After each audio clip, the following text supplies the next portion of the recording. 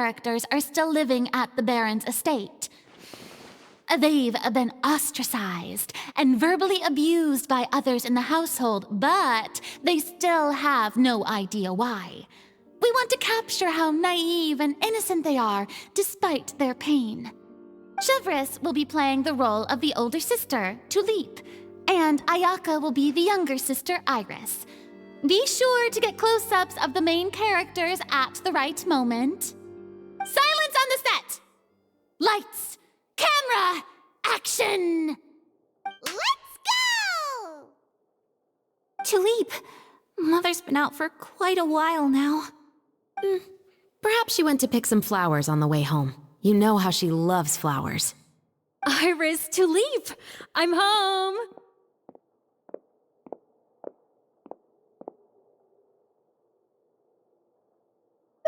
Mother! You were out for so long, we were beginning to worry about you. I'm sorry, but I'm back now, safe and sound. Here, I brought your favorite treat, apple turnovers. Mother, what are those bruises on your hand? Huh? What bruises? Oh, I must have bumped into something while I was working yesterday. But I didn't notice them this morning. Then perhaps they're from when I accidentally tripped when I was out just now. By the way, did you have fun playing at home? What's the matter, Iris?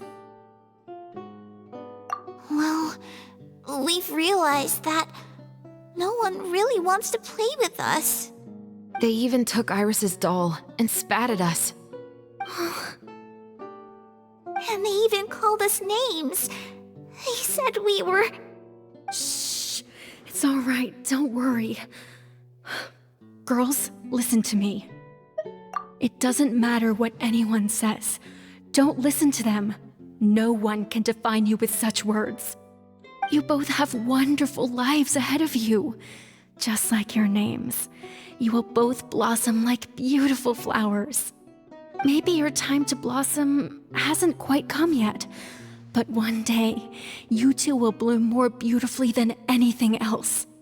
Don't let the soil you're in now ruin your future beauty. Understand? My dear daughters. And cut!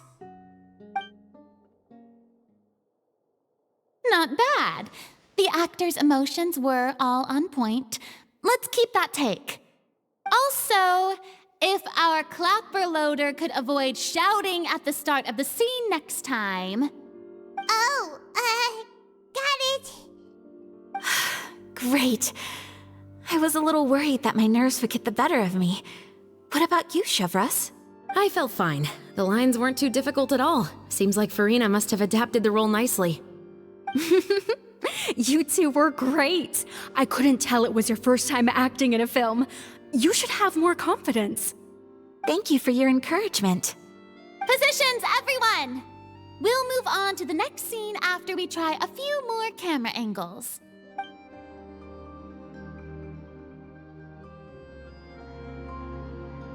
This scene is when our two characters return home, only to discover their mother has been murdered. Ready? Lights! Camera! Action! Mother, we're back. Mother?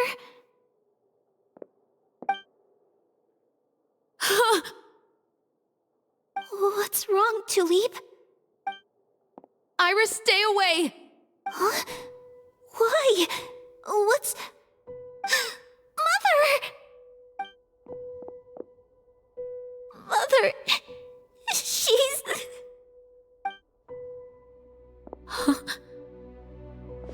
There's poison in this cup. Huh? I could have sworn I've seen this kind of cup before. Those aristocrats. They didn't even try to cover up their actions.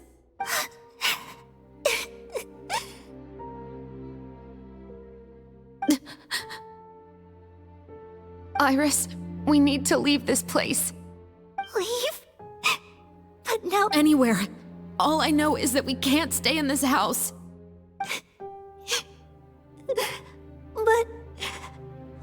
just going to let them get away with this? We'll have our revenge, I promise you. Just not right now.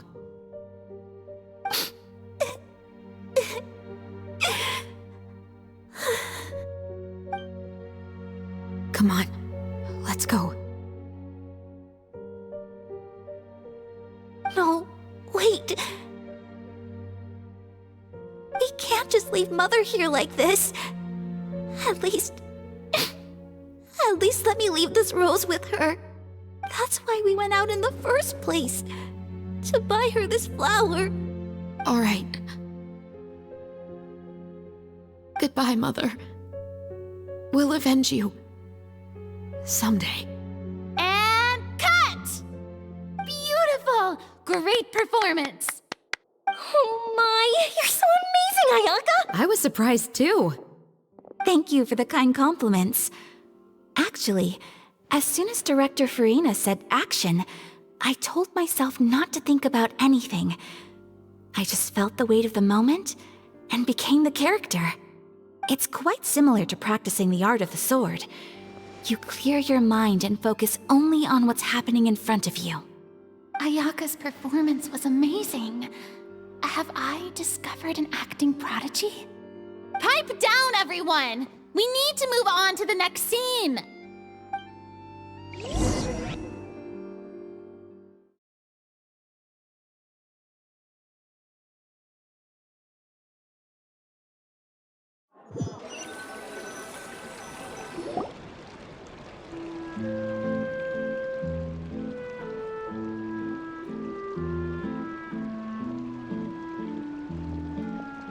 Huh? Are we done already? But Paimon wants to keep playing with the clapperboard. How do you feel, Traveler? Is your arm sore from holding the camera all day? Good work, you two. You too, Shivers. You were quite the actress today. I've read this novel many times before. I have a good grasp of my character's mindset. Anyway, do you remember my request from yesterday? Oh, right! We were having some... You have a case where the murders seem really similar to the cases in the... In the story, the main characters grow up to become two musketeers, always using their guns to carry out their revenge. And on each of the victims, they place a rainbow rose as a signal that they've returned. Yes, that's correct. We found rainbow roses just like in the novel. Seems like you're connecting the dots now. Oh, that does sound pretty concerning. Especially after seeing the script today. Ooh, now Paimon can't stop wondering what kind of ulterior motive the murderer might have. What do you think, Traveler? You're smart. Paimon wants to hear your thoughts.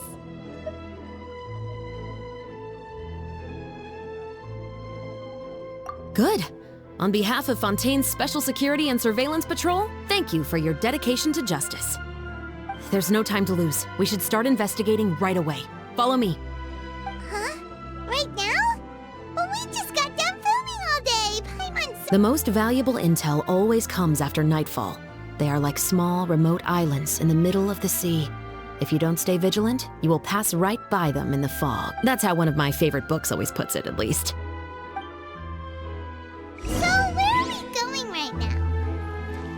Let's start by checking out some workshops that sell mechanical components.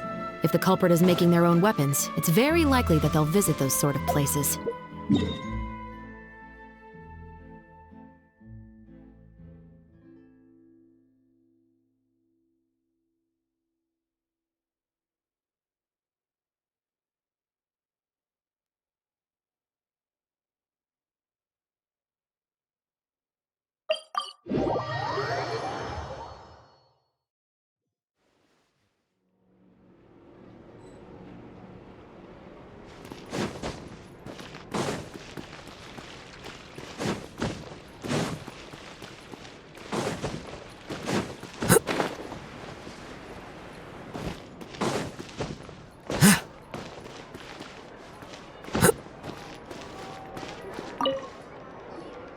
Welcome to LeChaux's Clockwork Workshop. How can I help you? Hello. I'd like to know if anyone has purchased some special components lately. Special components? Sorry, could you be more specific? I mean the kind of components that aren't typically used for clockwork toys, but for firearms. Huh? For firearms? No, we don't sell those sort of things. Don't misunderstand. I'm not here to cause any trouble. We are merely investigating a case, and we're hoping that you could cooperate. Well, to be completely honest, I'm not even sure what kind of components that would entail. Has anyone ever purchased components here as an individual rather than on behalf of an organization? We have a lot of customers who buy toys, but those who buy components are all regular customers who buy in bulk on behalf of their organization. Is that so? I understand. Thank you for your cooperation. You're welcome. It's the least I can do.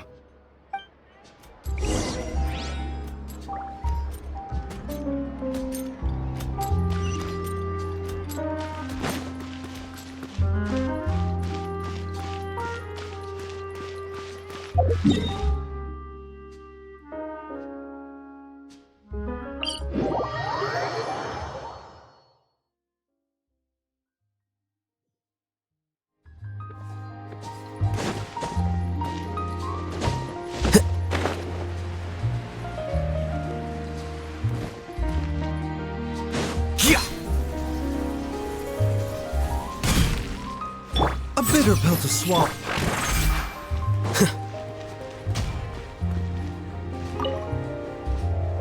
Oh, hey, Chevres. Run out of oil for your musket again? Hello, Estelle. I want to know if anyone has come to your shop recently to order some firearm components. Oh, is this another case? Let me think. I don't think so. Some people have requested that I make some prop guns for the Fontanalia Film Festival, but I refused all of those requests. Oh? Why's that? Because there's no profit! I only make things here that can do some real heavy lifting. I don't have the energy to make some new molds just for the festival. Then has anybody come specifically looking for mechanical components? Well, I usually sell off my scrap to the Fleuve Cendre. I don't typically give them to one specific person. I understand. Thanks for your cooperation. Don't mention it. Always happy to have the Musketeers' patronage. Seems like we haven't found any leads to go off yet. Yeah, unfortunately. All right, let's head to Fleuve Cendre next. Huh? Are you sure? People might not be so thrilled to see the captain of the special patrol there. You think so, huh? Then I guess you don't know Huh? Nope. that I grew up in Fleuve Cendre.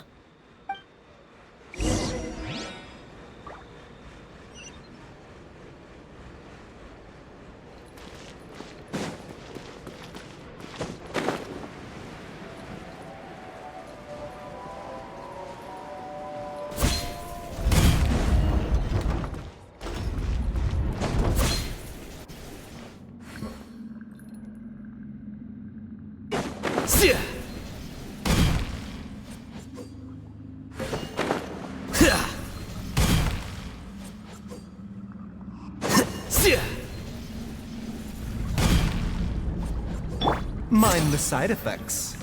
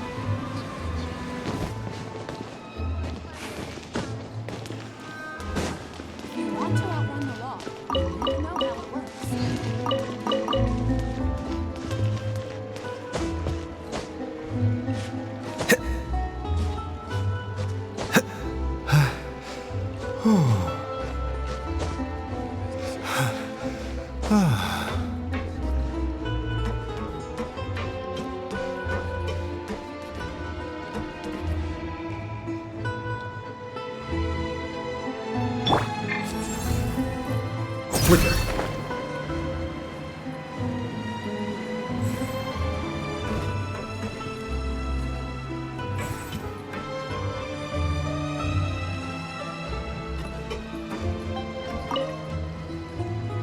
Hello, I'd like to ask some questions. I don't know anything. Don't worry, I'm not here to arrest anybody.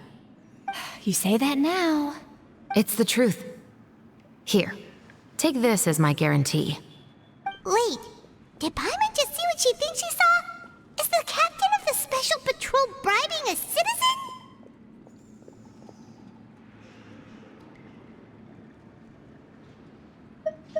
Seems you're different from the other guards. What do you want to know? Have you heard anything related to muskets in Fleuve Cendre lately? Anything? Muskets, huh? All I know is that about 2 weeks ago, we started hearing some loud noises at night.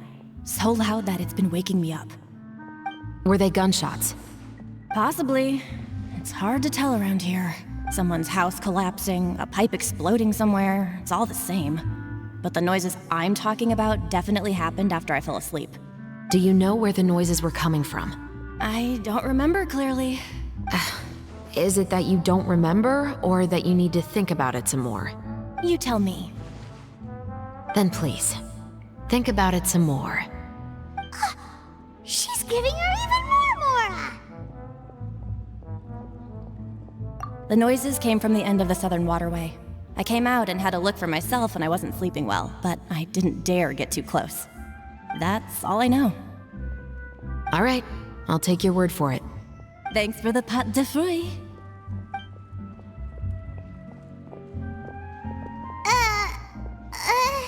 No need to be surprised. I grew up here, remember? I know how to get people around here to talk.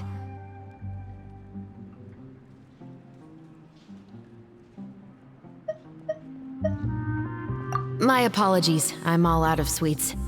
Though I do have some other tempting snacks in my custody. Fries, fried chicken, and even onion rings. But taking care of junk food is my responsibility. You're better off sticking to your normal, nutritious diet. Now then, let's keep going.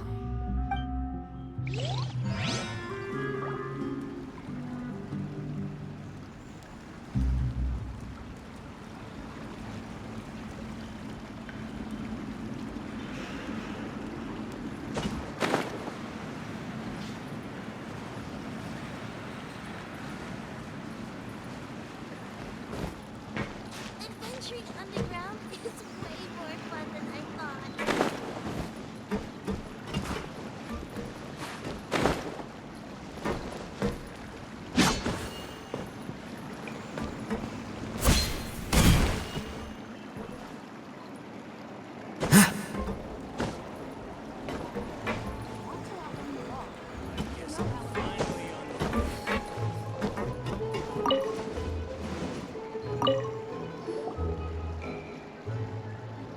It's been a while, Tetro.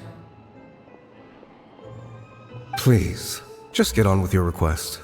I want to know if you've heard anybody talking about muskets lately. Information isn't free, you know. I've heard that bandits have been extremely active in the countryside recently, and they've been affecting the delivery of goods to Poisson. I can allocate some more manpower to help out with that problem. What do you say? You're still as helpful as ever. One of our men got drunk at dinner about a month ago and lost his gun. 3 days later, it turned up in the corner here. What's weird about that? He just forgot where he put it, right? This is Fleuve Cendre, my friend. Anything of value left in the tavern won't ever make it to the next day. But that gun turned out to be an exception. It didn't get any new wear and tear on it, and didn't even appear to have been fired. We were quite mystified as to what could have happened. I suspect it came back because the weapon was already known to the guards. You mean, a criminal was afraid the Marechaussee Phantom would use the shot marks to track them down? Maybe. But if that's the case, the culprit really took great care to avoid getting caught. I didn't say anything about a criminal. In Fleuve Cendre, knowing who was killed is as easy as knowing what clothes you're wearing today. It's the guy living in the east side, isn't it? I've never liked him. Every time he's here, he just orders a drink and sits there with a nasty look in his eyes. So, who was the one who lost the gun in the first place? Don't bother. Even if you ask, he wouldn't admit to owning a gun to some strangers. Not to mention the captain of the Special Security and Surveillance Patrol. He's right. I know you grew up here, Shovris. Even though you're on good terms with the Spina, you've still been gone too long. Not many people know you here now, and a lot of people don't like the Special Patrol. I know. So take my advice and don't show your face too much around here. It's for your own safety.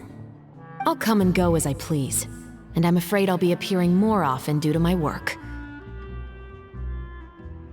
All right. Don't say I didn't warn you.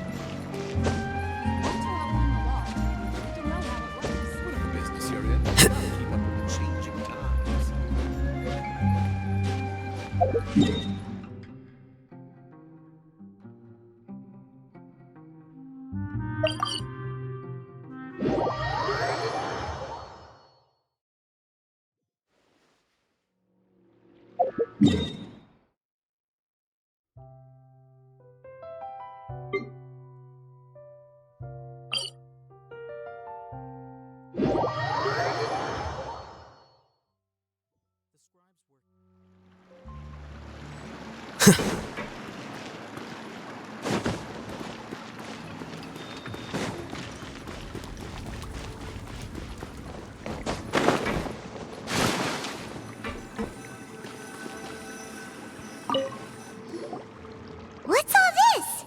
Some broken planks and barrels, as well as some liquor bottles? Yes, but have a closer look, Paimon. Even though somebody has purposefully tried to clean them up, these are obviously marks from musket bullets. In other words, someone was here trying to improve their shot. Could it have been the killer? Your guess is as good as mine. Although many people at Fleuve Cendres own guns, few hide the fact from others. And even fewer would go to such lengths to hide markings from practice shots. Anyway, let's go. There might be...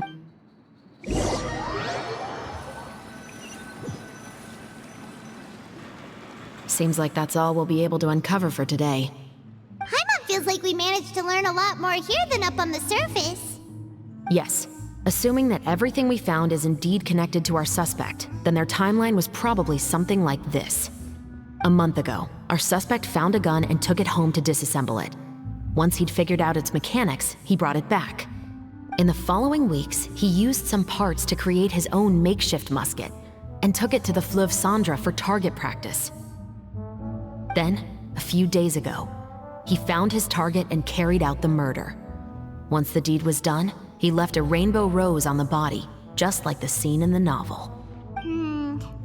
That all makes sense to Paimon, but we're still... The deceased was a resident of Fleuve Cendres. It's said that he was a poor, solitary man. Yeah, that's also something I'm trying to figure out. If we are indeed following the novel, and there's a story behind the murder, then this murder should be an act of vengeance.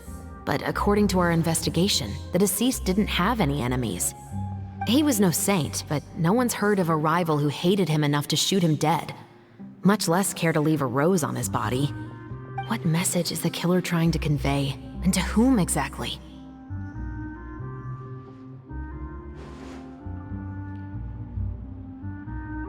We've thoroughly investigated that possibility. He claims to have spent the whole day at the Opera House on the day of the murder, and the staff there have confirmed his account. Okay, so he has an alibi. Not only that, he lacks a credible motive as well. He has a family of his own, and both of his parents are still alive. I've looked into his records. He was adopted at the age of 6, and all the proper procedures were followed. There are also records of him at an orphanage before then. In the story, the mother of the 2 Musketeers was murdered after the children turned 10. Of course, he could have changed the children's ages, but I don't want to assume anything without evidence. More importantly, I've also had a chat with him in person. He didn't seem like the kind of person who would pull the trigger to kill a man.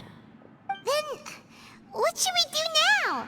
We have have all this new information, but it doesn't help us move forward. Investigations take time. I didn't expect us to catch the culprit in just a single day. How about this? Let's spend the next few days filming with the crew. We can continue the investigation once we're done with the film. I'm sure that given time, new leads will present themselves.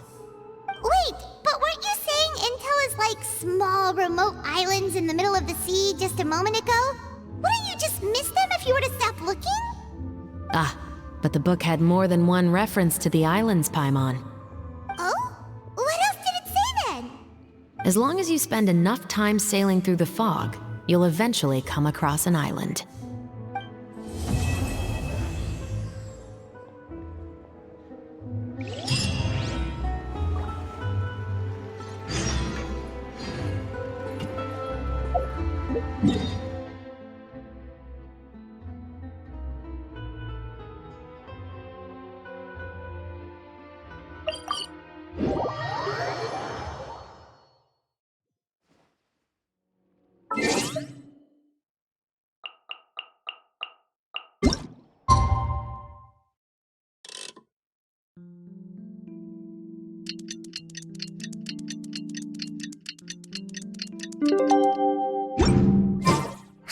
It's filming time again! Our schedule is jam-packed for the next couple of days, too. We've got so many different locations and sets to cover. Anyway, let's head out and meet up with...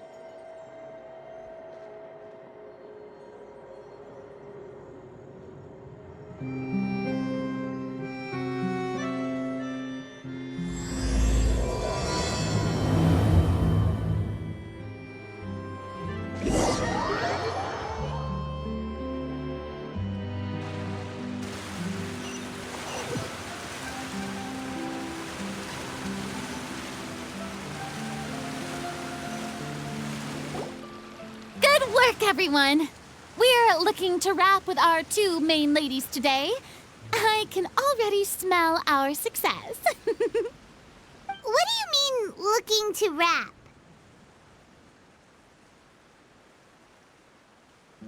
Oh, aren't you the expert now?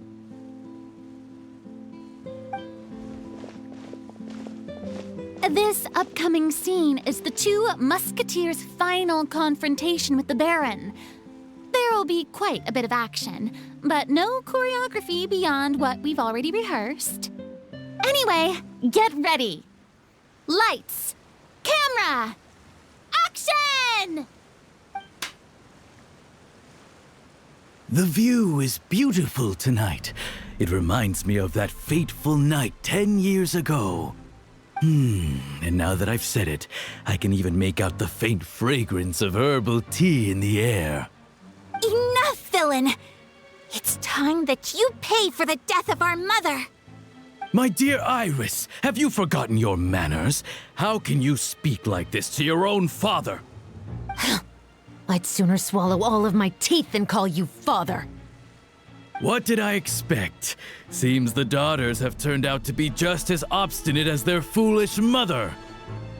In this world, mora and status is everything.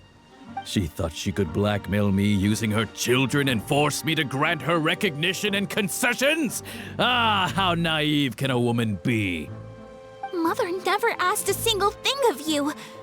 All she wished was for us to live a peaceful life, just like the others. It was you who personally brewed the poison of prejudice and sent Mother to her death. Compared to that deadly poison, the 2 bullets that will soon pierce through your heart will be like sweet mercy. And that's exactly why I said you're just as naive as her. Did you really think 2 muskets would be enough to defeat me? So let's see. What is stronger? Mora and power, or the 2 muskets in your hands? Get them! Tulip! There are too many of them! It'll be okay. We'll cover each other, Iris. And Mother will be watching over us, too. Kamisato art! Sumet!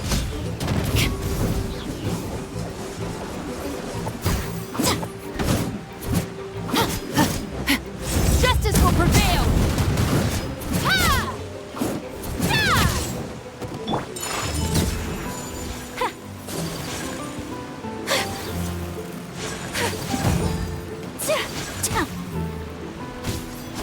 My opponent! You've lost. To think I'd lose to my own 2 kids. We are no children of yours. Then tell me, what did you do all this for? You lost your mother, and will soon kill your father as well. What will you gain in the end, other than sentences for your crimes? We will gain our long-awaited justice.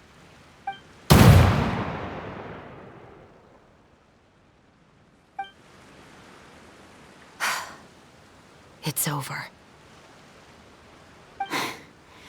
Finally, it's over.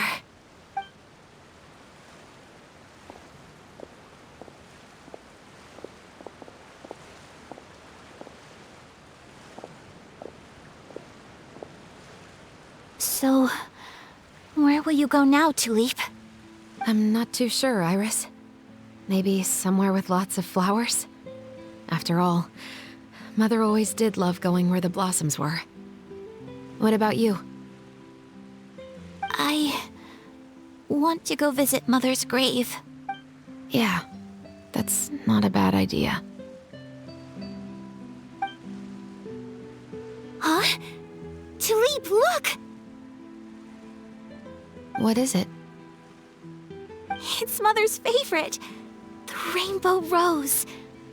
Look, it's blooming again.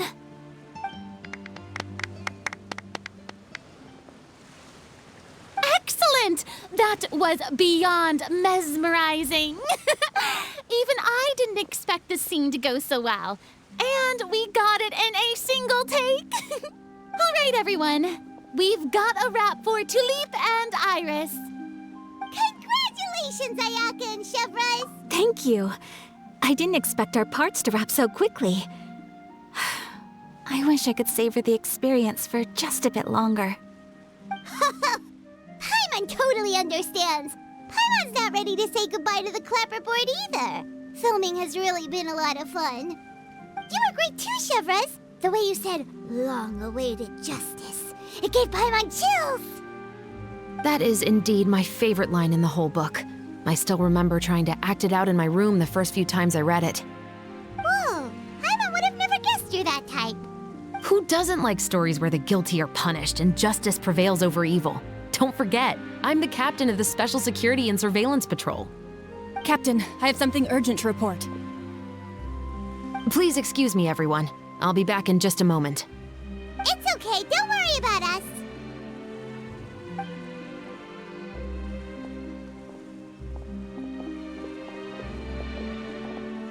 Oh? Was she whisked away by work already? I was just about to tell her how great she did. It seemed like some urgent official business.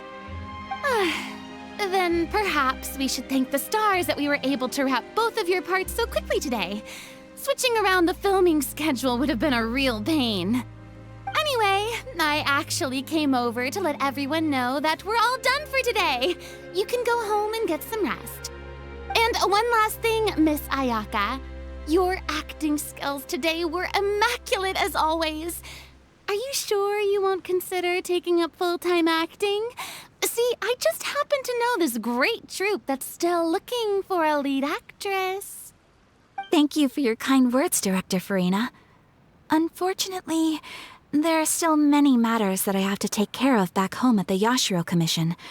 I cannot remain in Fontaine to pursue an acting career. Nevertheless, I will make sure to treasure this incredible opportunity in my heart. Oh, that's a shame. But I understand. Just let me know if you ever change your mind. I believe it's also about time for me to take my leave. But hopefully I'll see you on set over the next few days. Even though my part's wrapped, I'd still like to swing by and help out the crew. See you tomorrow, Traveler and Paimon. Yep, see you tomorrow! Well, what should we do next? Maybe we'll go investigate the case some more with Chevres today. Traveler, Paimon, please come with me. Huh? Where are we going? You could say that our ship has finally chanced upon one of those small, remote islands of intel.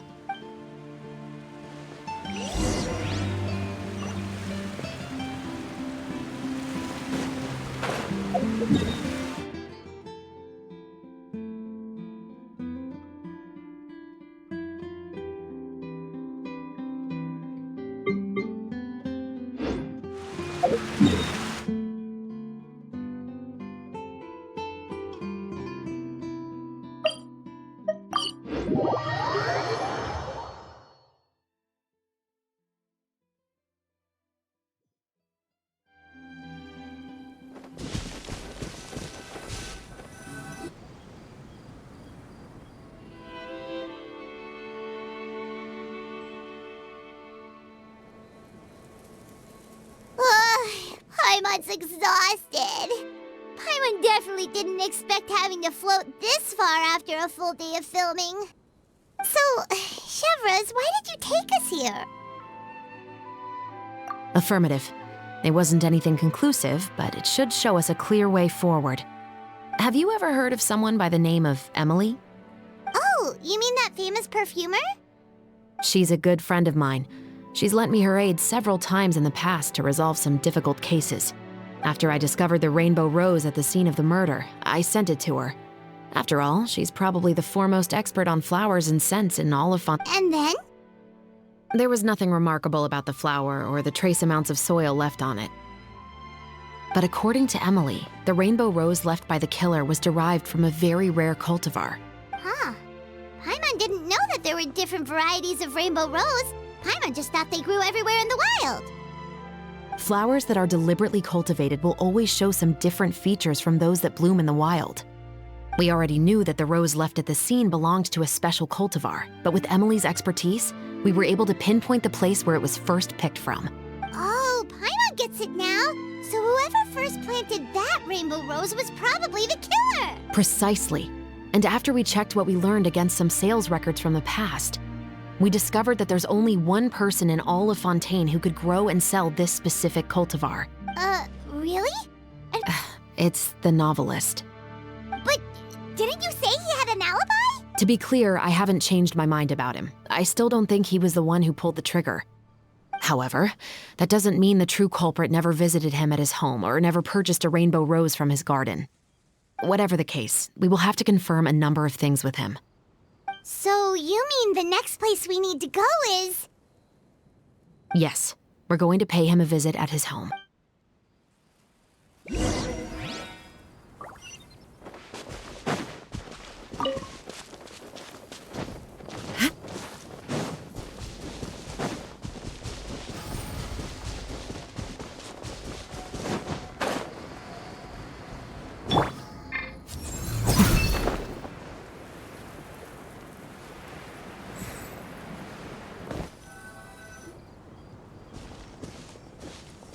That should be his house.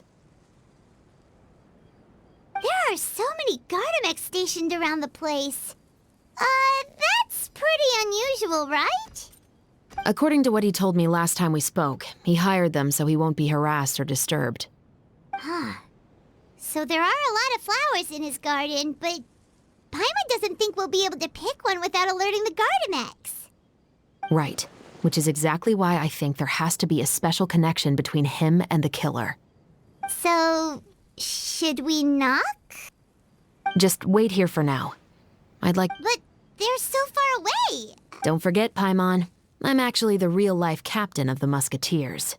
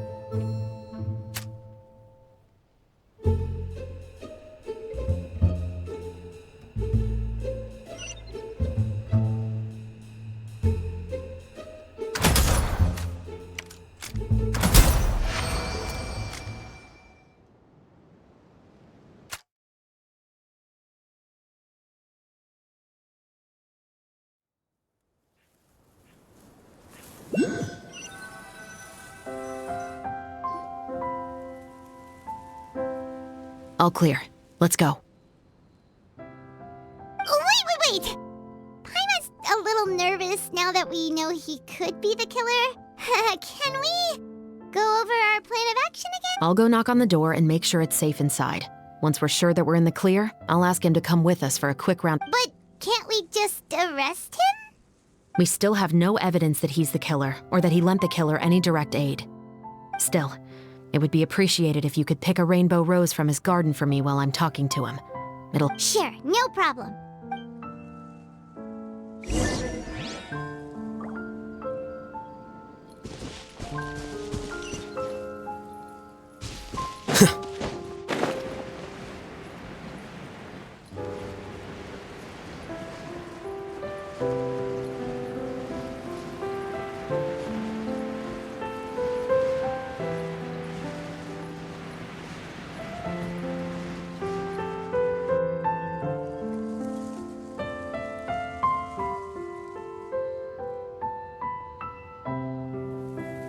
Excuse me, Mr. Baptiste. Who could it be at this hour?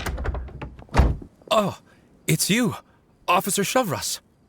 Would you mind accompanying me to the guard's headquarters, Mr. Baptiste? Oh, is it still regarding the murder case from before? I cannot confirm or deny that at this time. So it is then. Listen, I need you to come with me, Mr. Baptiste. Miss Shavras, I'll save you the trouble. Oh, and you two over there? There's no need for you to pick my flowers either. It's not time for them to bloom yet. Oh! Okay.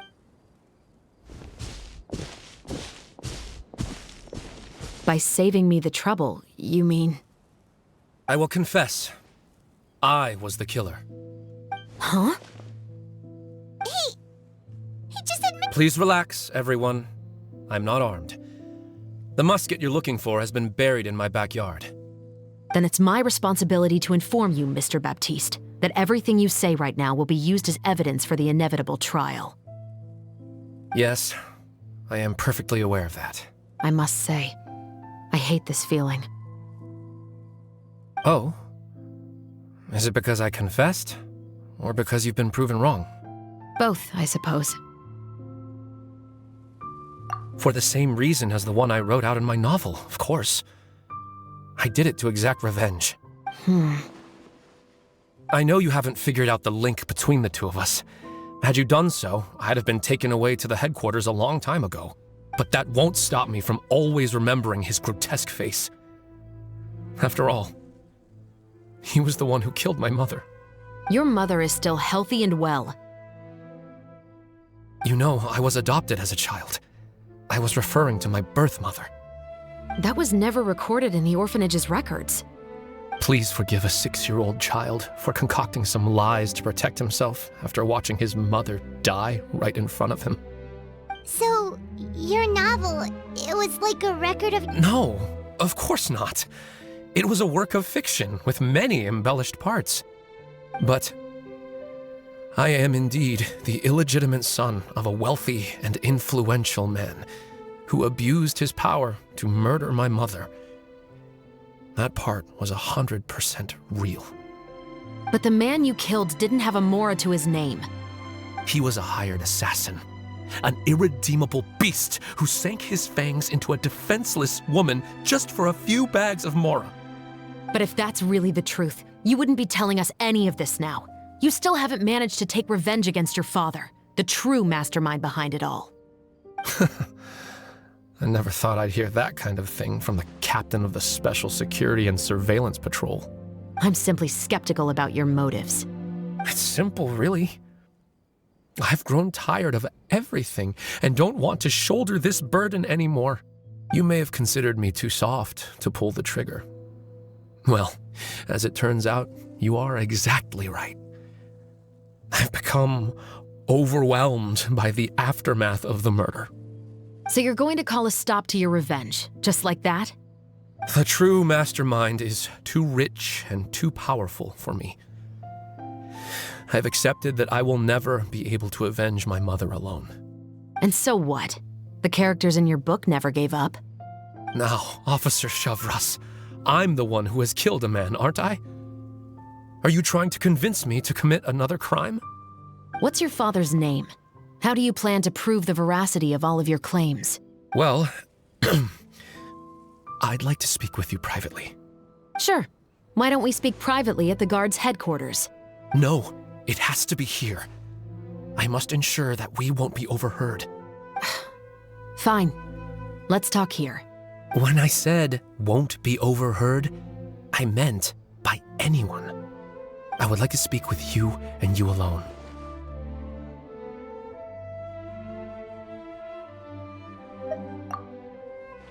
Thanks. I appreciate it. Please stay safe, Chevres. All right. Let's hear it. Will you really believe what I'm about to say? Well, that depends on what you're going to tell me. Fair enough. Fair enough.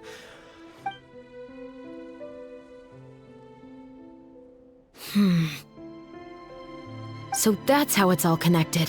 So, it seems you believe me after all. Do you want me to go public with this? No, of course not. At least, not right now. Then why did you bother telling me? You've read my work. What do you think? Even if you were to go public with all of this right now, he'd simply deny everything. It's been too long. Almost 20 years. Anything that could be used as evidence has long faded away. Even if there might have been a solitary island of truth once upon a time, it has long sunk beneath the waves by now. Justice will never find him. Not if you don't try. I know that as the captain of the Special Security and Surveillance Patrol, you will always stand on the side of justice. But do you really think a cushy life in prison really constitutes justice for him? I bet he could lead an extremely comfortable life in the fortress of Meripede. What are you trying to say? I've been observing you from a distance. Your portrayal of the Musketeer was exquisite. Pull the trigger of justice against him. Let the villain get what he deserves. You want me to let you go so you may complete your revenge? No, Officer Shavras. I know that would be impossible. No. What I'd like is for you to perform the deed on my behalf. Oh, Chevres sure is taking her time. What could they be talking about anyway? Oh, Paimon's worried. What if he decided to attack her?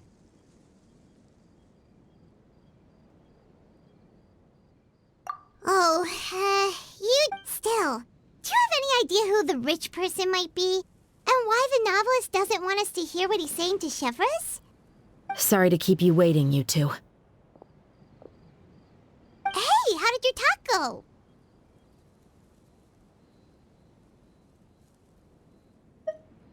I've already sent someone to escort Baptiste back to the headquarters for questioning. He wasn't lying about the musket. It was indeed buried in his backyard. But what about the name? Did he tell you the name of the rich guy? Yes, he did. But for now, I have to return to the Special Patrol. There are still a few loose ends I need to tie up. I'll probably be quite busy over the next few days, so apologies if you don't see me on set. All right, Paimon understands if you can't tell us everything you know. We'll just keep an eye on the Steambird then. Actually, there's still something else I need your help with.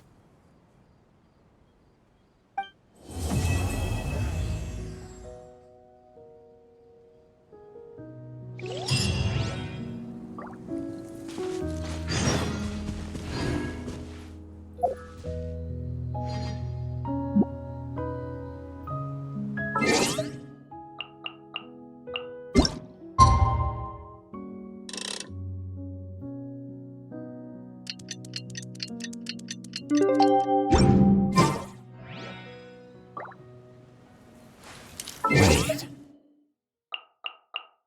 Huh? No.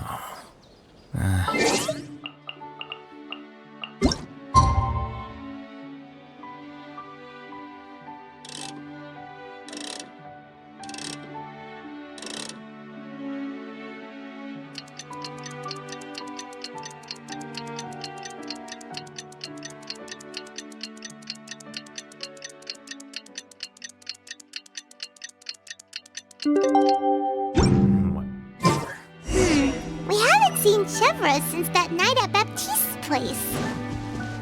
Well, guess there's no point in worrying about it now. Let's go join up with the others.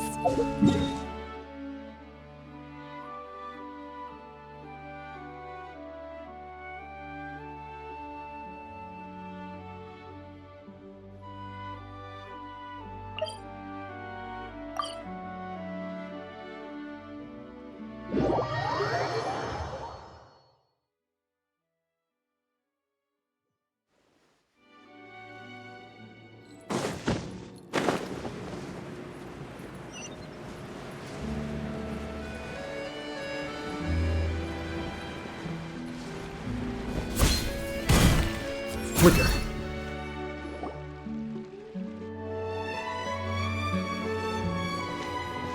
Good morning! Hayaka and I were just talking about you.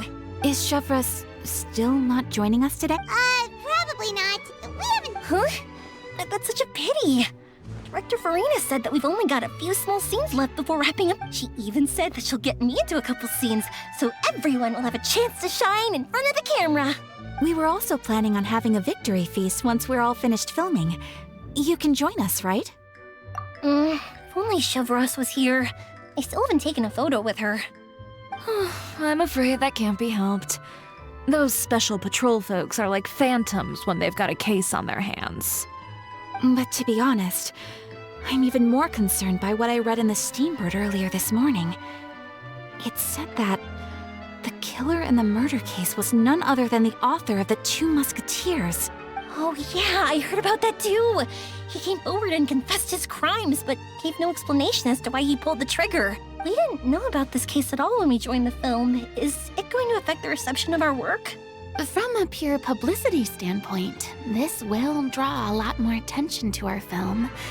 I have to say, though, that no director can be perfectly comfortable with garnering attention through means other than artistic skill. To be fair, I feel like that ship sailed the moment you allowed yourself to be named as the director on our posters. It's not my fault that I'm super popular. What was that saying again? My popularity has, Sunk to an all-time low? spread to the 4 corners of Teyvat.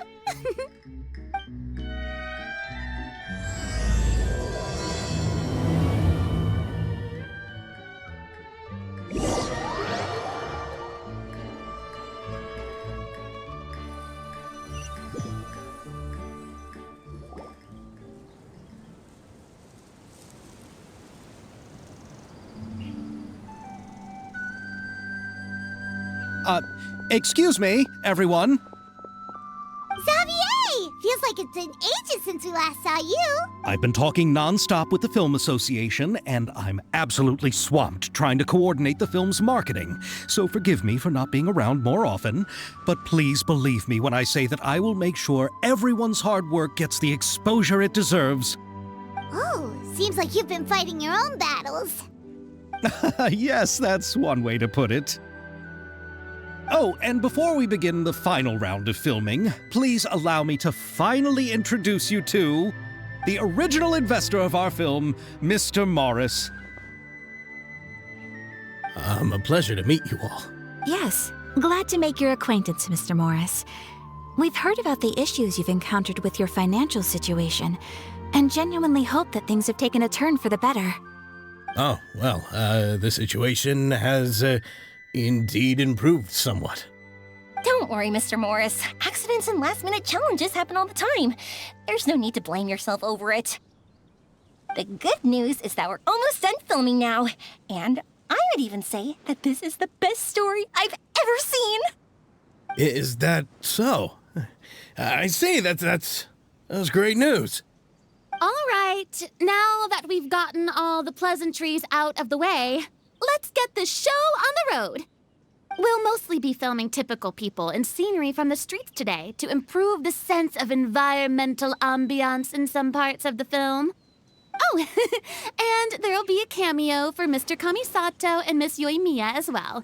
They'll be used to show outsider perspectives on the fates of the two Musketeers. That's right. Ayato should be here any minute. Excellent! Then let's start with the scenery shots. Camera and clapper loader, you're up. Yep, we'll be ready. Remember, all we need are some wide zoom shots of the streets. If you happen to find some particularly lovely patches of flowers and grass, feel free to grab some close-ups of those as well. Ready? Lights! Camera! Action! Okay, now move the camera slowly. Try to focus on that flower. What's wrong? Just adjust the focal length a bit. Something the matter? Huh? But wasn't it working fine for all the days before? Veronique, can we try a different camera? No problem. How about this one? All right, let's give it another try. Lights!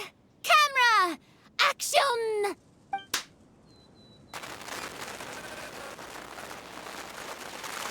Don't tell me. This one is broken too. Veronique, do we have any other spare one? I'm afraid we only brought these two today. What? Then go find a workshop to get them repaired right away. On it. Greetings, everyone. My apologies for the delay. It seems like there are some issues with the filming equipment today. We're stuck for the moment. I see. Well, let's not just stand here twiddling our thumbs. Actors, to the makeup booth. We'll start on the next scene as soon as we get a working camera. The people at the workshop told me that the part which holds the lens in place seemed to have fallen off. That's super strange. It was perfectly fine just yesterday. Well, no time to dwell on that now. Let's get back to filming. Ahem! Quiet on set! Places everyone. By the way, have you heard about that recent murder case? Yes, I have. It seems that they've caused quite the commotion in the city. I heard that the chief of the guards is so mad about not catching the culprit that he's about to explode. Oh?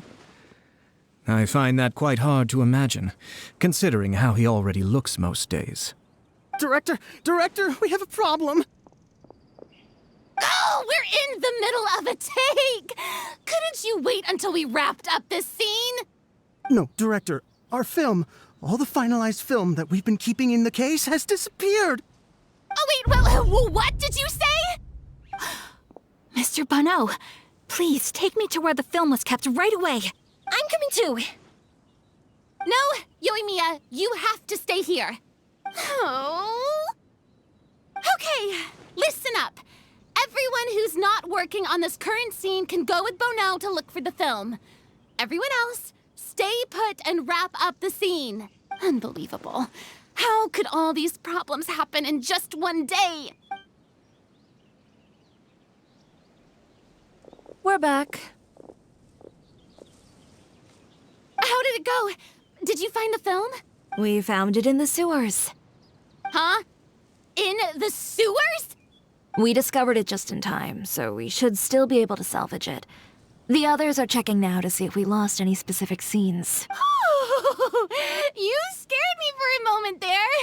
I nearly thought we had lost everything. I really don't want to experience that feeling of despair again. Okay, but who could have stolen the film and dumped it Could it be, some competitors working on other films? But if they wanted to harass us, what? Okay, we don't have time to really look into it right now. Let's strike while the iron is... Yeah, let's finish it.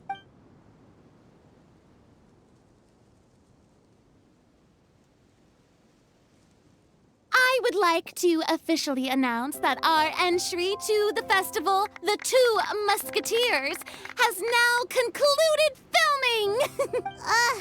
Paimon is sped. Even though the filming process proved to be extremely challenging, everyone provided valuable and unique contributions to the final product. Thank you all for your dedication and support. And just like Director Farina, I would also like to extend my most heartfelt thanks to all of you. All right, let's save the awards speech for later, and hopefully also get some rehearsals in before the real thing. Anyway, now it's time to party! Let's all make our way to the beach and have a... Party! Paimon wants to party!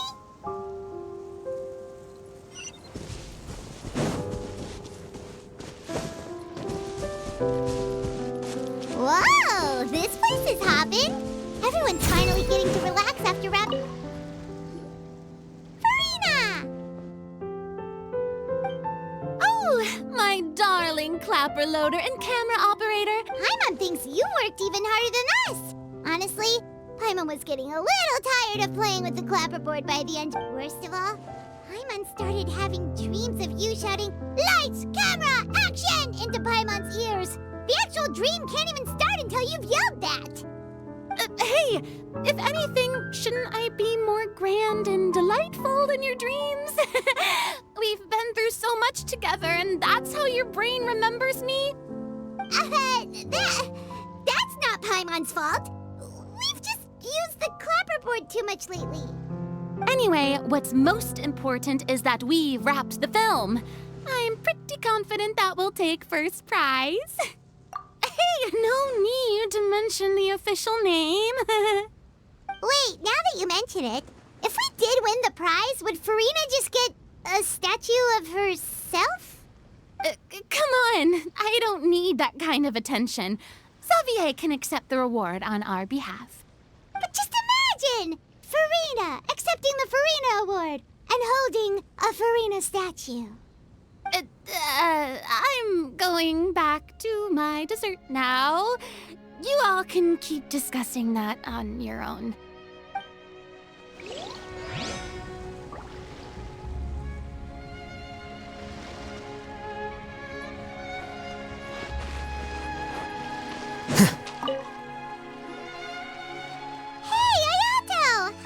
Been going? Everything went rather smoothly. Thank you for your concern.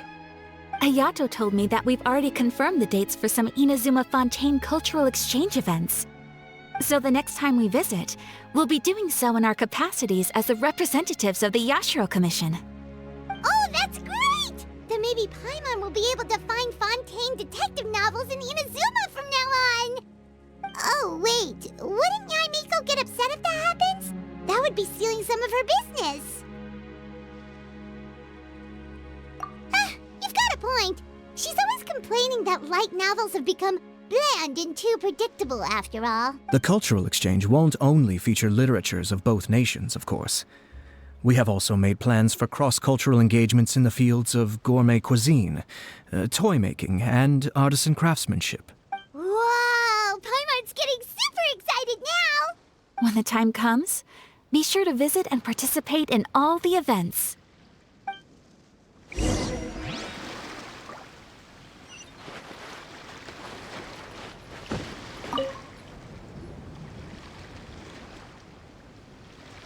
Chiori!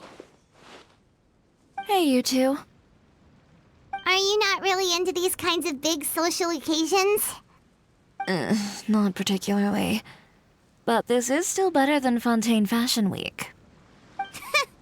But if this film becomes a big hit, people will definitely come flocking to your shop. Yes, that's highly likely. As long as the film can premiere as planned. Are you still worried about the case? That and all the obstacles we had to face today.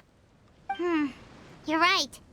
It's as if all our bad luck just manifested at once. But why today of all days? No. No, it's nothing. We've already delivered the film to the editors, so there should be nothing more to worry about. How are you doing, Mr. Morris? You having a good time? Well, you could say that. Do you happen to know when the party is scheduled to end? Judging by how much fun everyone's having, I'd say probably not until well after midnight. Is there something that you still have to take care of at home, Mr. Morris? Oh, well, I'm just not a late night person, so I might take off shortly. Oh no! Silly me. I almost forgot something super important. Oh, what is it? I prepared a whole batch of fireworks for the party, but I forgot to bring them over from the warehouse. Fireworks, you say? Well, that's truly a pity. Sorry things didn't go as planned. Could you help me carry them over, Mr. Morris? I won't be able to fetch all of them by myself. Me? Are you sure that you can't find anyone else? I just wanted to make this a surprise for everyone. The warehouse isn't far from here. We'll be there in no time. Pretty please, Mr. Morris. These are some of the best fireworks I've ever made. So I also want you to see them before you leave. They're stunning.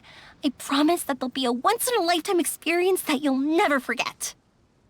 But... It's okay. Just come with me.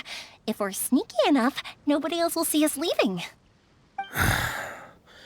All right. The warehouse is right over here. I moved the fireworks there in advance, so it shouldn't be too much work bringing them back. It's still a ways away from the party. Sorry about that, Mr. Morris. It's probably because I'm used to carrying fireworks all the time, so it doesn't feel like a lot of work to me.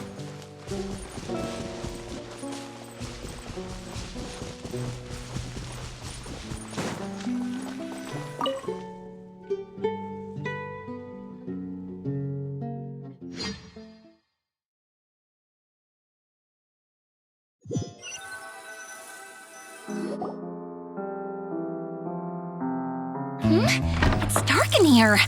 Wait here, Mr. Morris. I think the light switch should be somewhere over here. Why did I have to get roped into this? What was that?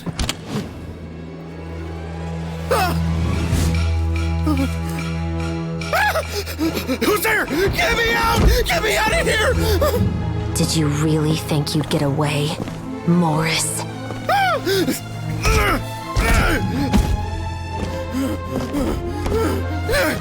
You've got the wrong guy. It wasn't me. I'm not the killer. You know, Eliza died a far more heroic death than this. She fought your assassin to the end, to save the children she had hidden beneath the floorboards.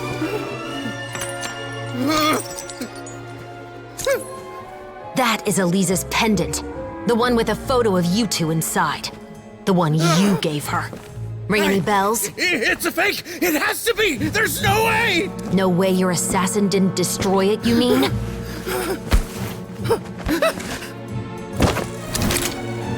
Did you ever love her, Morris? Or was killing her always the plan? No, please. Listen to me. I told Eliza to keep us a secret. I paid her plenty for her silence. I never thought she'd keep the child. Everything was gonna come out, and I had no choice. She forced my hand. No! I'm begging you. I have money. Just name your price, please. You can keep your Mora, and you can go to hell.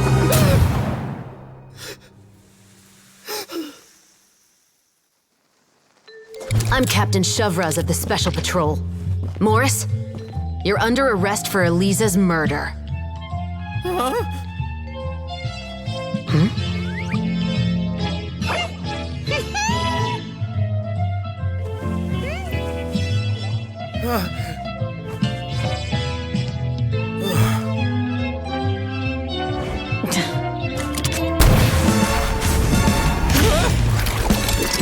You're under arrest too, Prop Manager Veronique. Or perhaps I should call you the Second Musketeer.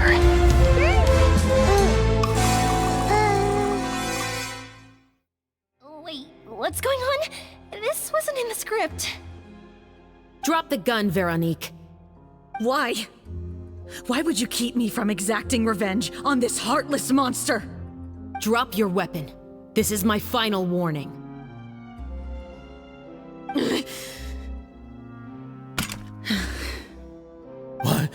What is going on? Do I have to spell it out for you, Morris? Everything that took place just now was staged to get you to confess the truth. But this last part is all improv, of course.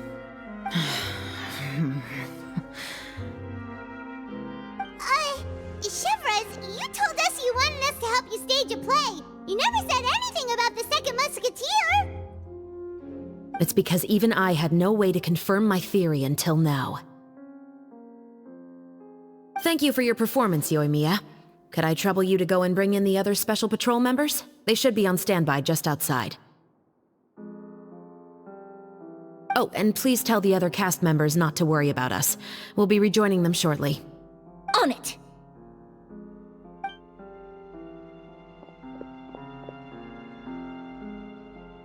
So what do you think, Morris? Care to talk about what happened 20 years ago? My patience is limited, you know. Don't force me to take you back to the interrogation room. With the recording we made, you have no chance of winning in court. Cooperating with us now is the most practical move. All right. I'll talk. I hired an assassin to murder Elisa. She once worked as a maid on my family's estate. She was very beautiful, and after some time I fell for her. We kept our relationship a secret and carried out an affair for some time, but it wasn't long before she became pregnant. And if my parents ever found out, they would have stripped me of my inheritance and status, driven me out of my home. I also didn't expect Elisa to insist on bringing the pregnancy to term. She even asked me to leave my family and travel far, far away with her. She believed that you were truly in love with her. I didn't have a choice. I gave her a large sum of Mora, told her to leave the family and to get rid of the baby. But then years later, she sent me a letter. There were photos of 2 children, and she even asked if I could find some time to visit them. Huh? 2 children? Paimon thought Baptiste was the only... you mean... Even if she had the children against your will, you could have just ignored the letter entirely. Why kill her? I had just gotten engaged to be married to an heiress from another wealthy family. So if anyone were to find out about Elisa, my life would be completely ruined. I didn't have a choice. No, you always had a choice. You just made the wrong choice. Again. Do you know how it feels to watch your mother be killed right in front of you? My brother and I were hardly even school age yet. We were hidden beneath the floorboards, grasping each other's hands like a lifeline. We were so terrified that we didn't even know we could ever take a breath. All we could do was to watch Mother try to fight back, and then collapse to the floor. Even after the assassin left, we were still too terrified to leave our hiding spot. We thought that he might come back. It was only until the next evening when we finally climbed out and gathered around our mother. But she had already become cold and stiff to the touch. You made up your mind right then and there to bring this case to light.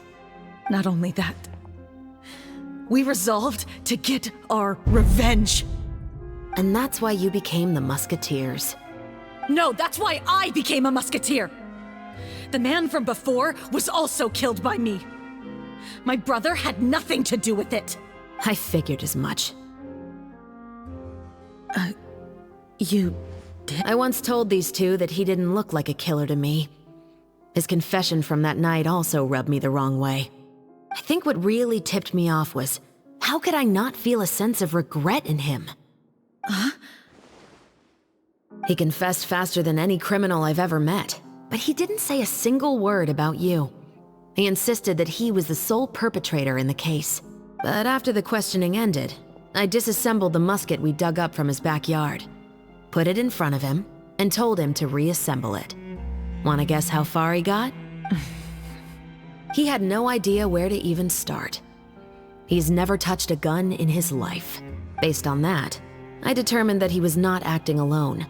He only surrendered himself to draw our attention and create a moment of opportunity for his partner. So, I decided to play along. And as expected, the second musketeer followed us without hesitation once she saw Morris get separated from the rest of the cast. Besides, why else would he call the novel The Two Musketeers? But how did you know it was Veronique? I figured it out the moment Baptiste told me his father's name. That so-called financial crisis was all just a ruse. He just wanted to sign up as the investor and then leave the film without any source of funding. After all, he has a vested interest in minimizing the reach of this story. It's really just the same thing as what he did to Eliza all those years ago. Human scum. But then Xavier pulled out all the stops and got the film made against all odds. Morris couldn't have that. With the killer in custody, he figured it was safe to act. And so he came to visit the set today, just as I expected. Wait, so you were behind all those mishaps today? As for the identity of the second musketeer, I assumed they'd probably stay close to Morris and look for an opening. And if they already knew that Morris was the film's investor, then that narrowed the list of potential suspects as well. Furthermore, being the props manager would allow the culprit to avoid scrutiny by purchasing mechanical parts in the name of the crew.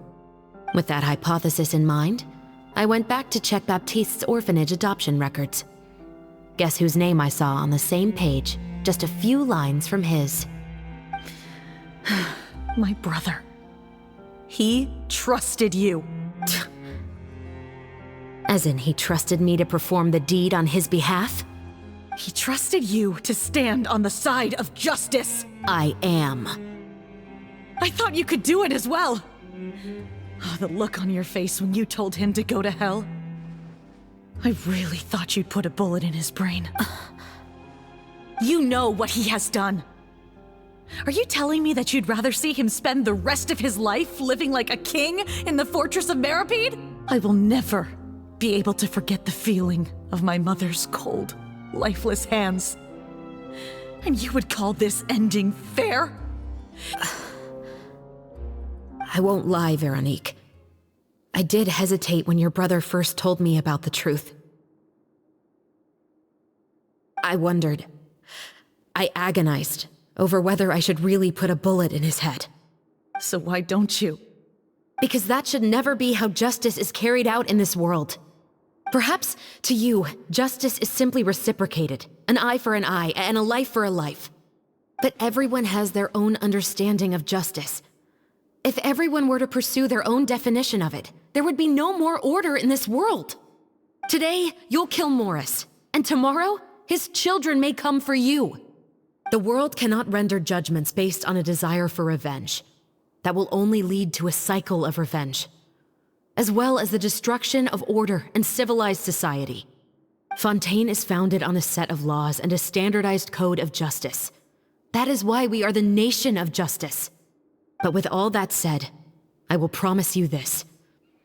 Morris will not lead a cushy life in the fortress of Meripede. Chevros, the rest of the Special Patrol is here. Thank you so much, Yoimiya. Letelier, Terena, please take them away.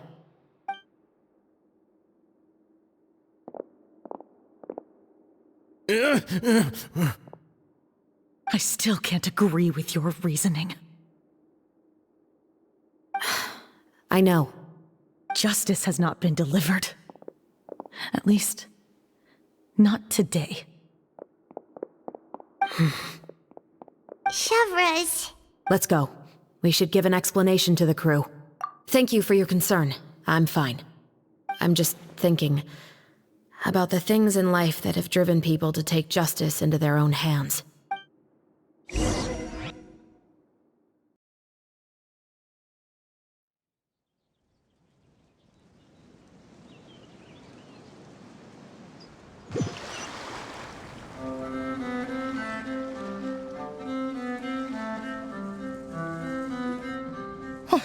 Who would have thought Morris would turn out to be... I'm at a loss of words. How could he have done something like this? I'm just glad that you're all safe and sound. Who knew that such a labyrinth of cases would be behind this story? Well, what should we do now? We have a finished film, of course, but should we still go ahead with the premiere? What do you mean? Shouldn't you be even more motivated to spread the word now that you've learned the truth? Chiori is right. I'd also like more people to see this story for themselves. But the real ending of the story seems to have deviated somewhat from the one in the script. Is that still acceptable to you, Miss Chevros? The call is yours. We still have time to reshoot an ending if that's what you'd like. No, it's fine as is. I like what we have for the catharsis. Romanticism is what gives works of art their appeal. Fiction is able to explore means of restitution that could never work in real life. Just like the real world, the world of stories also has its own set of rules and justice. These different possibilities are what initially drew me to reading in the first place. Sounds good to me. I support your decision. What about Veronique? Will she be okay? She will soon face her judgment alongside her brother and Morris. If I had to guess, they'll probably all be sent to the fortress of Meripede. I'll make sure to give Risley a heads up about it. Oh, you mean that kind of heads up? Exactly. Ahem. All right, then the matter's settled. Now that everything's been taken care of, there's no reason for us to keep looking all gloomy and let's get back to the feast and enjoy each other's company. We'll be starting the post-production process tomorrow. You should join us, Chevros. You missed the first few hours of the party, didn't you? All right. Count me in. Then I'll wait for you over there. There's still some good news that I'd like to share with Chevros. Traveler, Paimon, could you wait for me by the sea after the party ends? Thank you very much.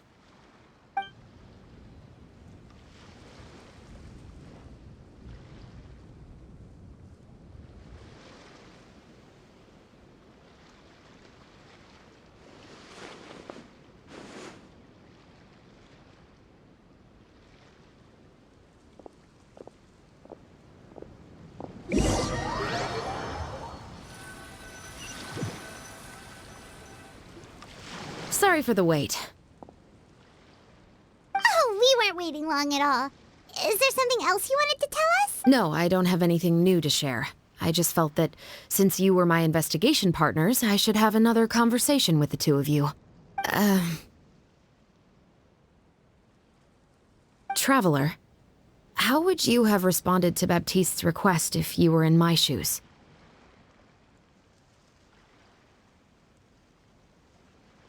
Is that so? Well, thanks for sharing. When I was young, my father often took me here to swim. We'd come rain or shine, even when it was freezing cold. He told me that swimming was the best activity to train one's strength of will. You could never give up before reaching the shore, especially when the water was cold. Oh? Why's that? Because the moment you give up would be the moment you die. At that point, I still hadn't received my vision. One winter, the chilly wind felt almost like knives on my skin. and the seawater was so frigid that it numbed my toes the moment I stepped in. I cried and begged my father to spare me from having to swim across, but he wouldn't listen. He used to be a member of the Special Patrol as well. You could say it was his way of educating his children. That sounds awful. When he saw that I wouldn't stop crying, he just picked me up and tossed me into the icy water. The bone-chilling cold took away my senses. I couldn't feel anything but fear and rage. I waited for my father to save me, but one look and I knew he'd already started swimming for the opposite shore. I realized that if I were to give up, I really would die right then and there. I used all of my strength to try and catch up to my father. Those few minutes felt longer than my whole life up until that point. I did, however, make it to the other side. I've never felt afraid about anything in my life after that. Nor— That way of teaching would have never worked on Paimon. Yeah, I don't think that was the right method for anyone. It's just that, working now as I am in the pursuit of justice, I still sometimes feel like I've been tossed into that winter sea all over again. Chevres. But the worse I feel, the more I know to never give up. The alternative would be to forever lose myself among the waves. Anyway, how about a race? Neither of us will drown, but we can still see who swims faster. You guys go ahead. Paimon will grab the clapperboard to mark the start of the race.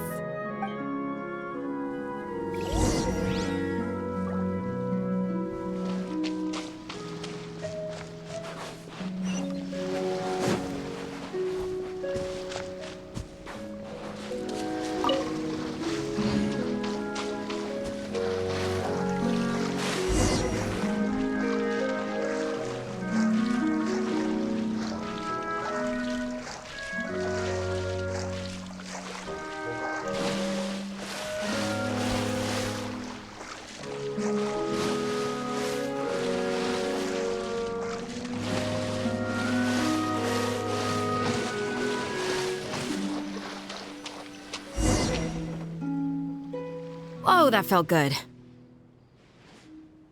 You were so fast in the water, Chevres. You were swimming even faster than Paimon can fly. So, about the Special Patrol, did you join because of your dad? Partly, but I'd say I was more inspired by the heroes I read about in stories growing up. Oh, so it's due to your love of stories. Of course, it was only after I joined the Special Patrol that I learned that truth is often stranger than fiction. Come on, let's walk a bit more.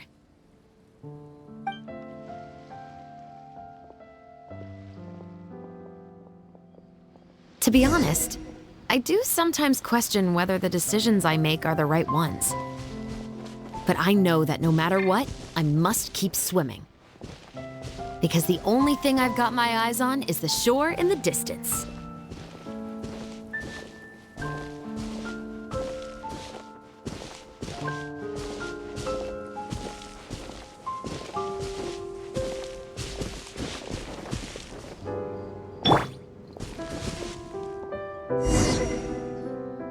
Thank you for coming on this walk with me. I feel a lot better after getting all that off my chest. Huh. We're nearly back at Baptiste's house. Huh, you're right. I didn't realize we were so close. He really did plant a lot of flowers. It's just like how he described it in the story. Huh? Wait. Paimon, Traveler, look! The rainbow roses in the garden. They're in full bloom now.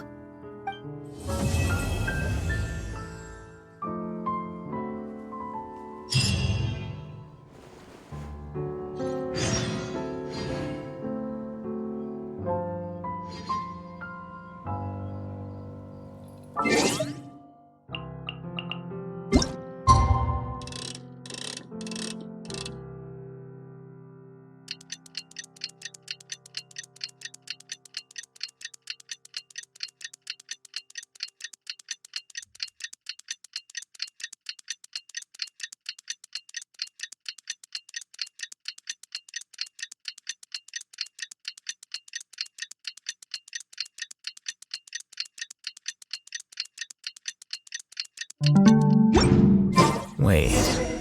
Huh?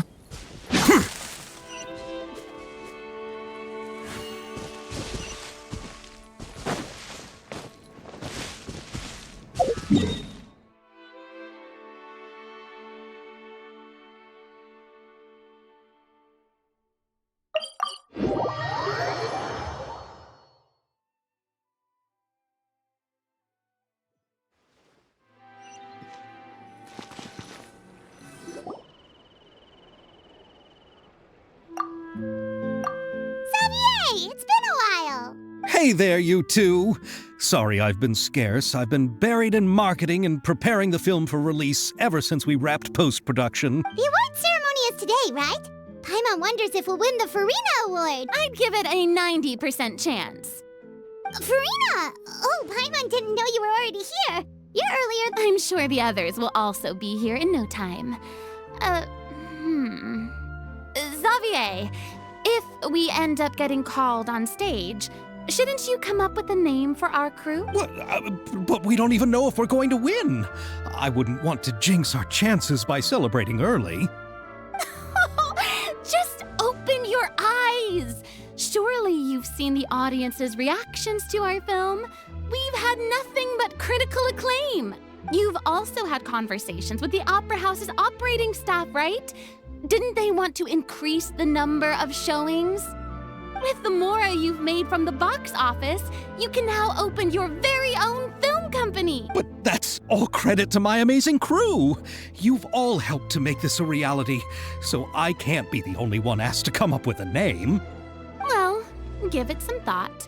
I'm sure the crew will respect your choice. All right, but before that, Traveler and Paimon, could I trouble you to quickly pay a visit to the Fortress of Meripede? Huh? But shouldn't we stay for the award ceremony? I wanted to ask you two to invite Shavraz to join us at the ceremony. She's one of the lead roles, after all. I haven't been able to find her recently, so I haven't had the chance to invite her personally. According to the papers, the culprits of the Musket murder case will be personally escorted today by the captain of the Special Patrol to the Oh, Paimon gets it now. Yep, just wait here, Xavier, and maybe try to come up with a few snappy-sounding names. All right, then I'll leave you to it.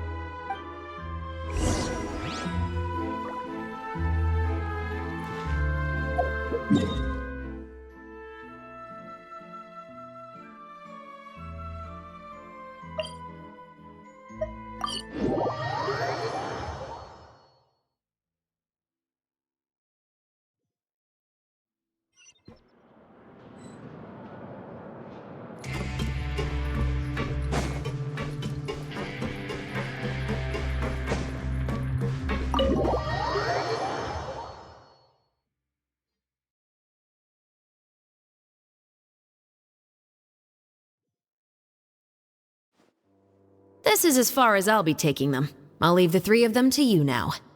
Got another errand to run? Something like that. I'm expected at a party. Now that's something you don't hear every day. Found a new pastime? No, it's just a special occasion. Shavraz! Risley! Festivals really do bring people together. It's been a while since I last had so many visitors at the Fortress of Meripede. Call it the festival spirit, I guess. Yeah, you could say that. Even our head nurse has gotten herself all worked up preparing super deluxe nutritious shakes.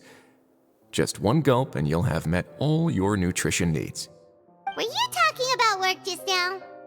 We've already finished discussing everything. So, what do you think about my heads up, Mr. Risley? I believe I haven't yet made any promises or guarantees. But you also didn't shoot me down. Here, how about this? You could give everyone a copy of the newspaper.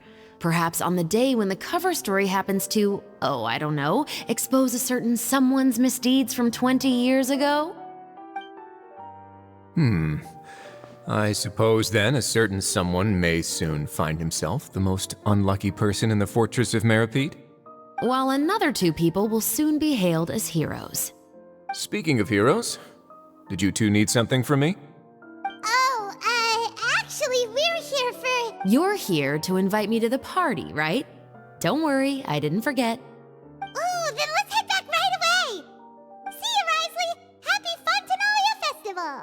And the same to you.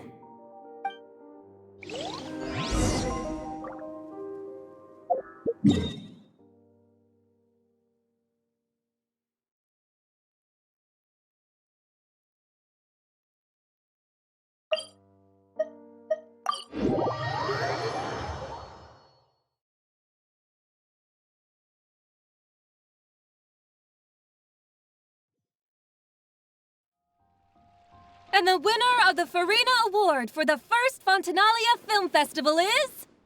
the Two Musketeers!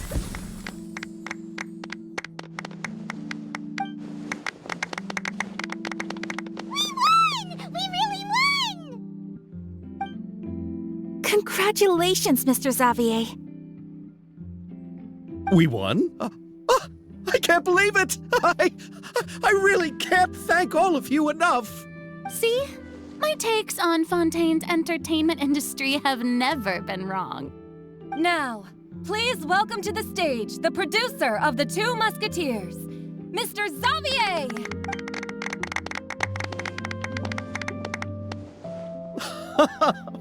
Thank you. Thank you all so much for your recognition and support. While I'm up here, I would love to give special thanks to... Time really flies, huh? It certainly feels that way. It feels like it was only yesterday when you were teaching me to hold a musket. Will you come back to Fontaine again? Of course! I'm very fond of this city. There are so many novel and interesting things that it's been hard to keep track of them all. But how about you? Would you be interested in visiting Inazuma? I can't say the thought has crossed my mind before, but I'd be willing to consider it now. I will be eagerly awaiting your visit. It would be wonderful if you could visit my home and enjoy a taste of our tea and desserts. Yeah, let's keep in touch. Did you accomplish all you came here for? Yes. And you should visit Inazuma again sometime. How has Ogura and her business been? To my knowledge, she's doing quite well. Tell her I said hi. I certainly will. I heard the thunderstorm has stopped. Yes, and the war has also been brought to an end. Peace and prosperity has returned to the islands. I quite like the sound of that. Perfect for hanging textiles out to dry. I'd like to offer my thanks again to the entire cast and crew. Without you, I would have never completed this film, much less had with the support of my entire crew. I would like to officially announce our film company, Musketeer Pictures! Woohoo! That has a really nice ring to it. Then in that case, let's please welcome all the members of Musketeer Pictures onto the stage for a commemorative photo. Oh, Paimon didn't know we'd also be taking pictures. Director Farina, I believe you are the most deserving person to raise this trophy. Huh? No. There's no need. It's so embarrassing. It's an honor the director deserves. Yes, I agree.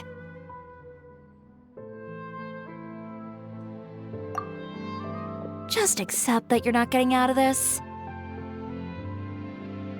Ready, everyone?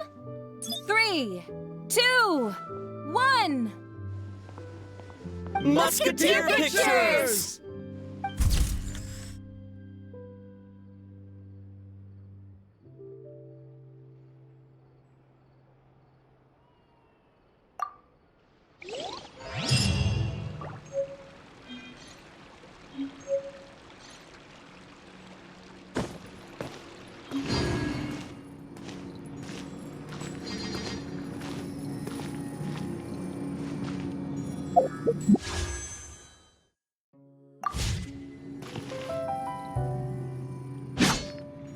What?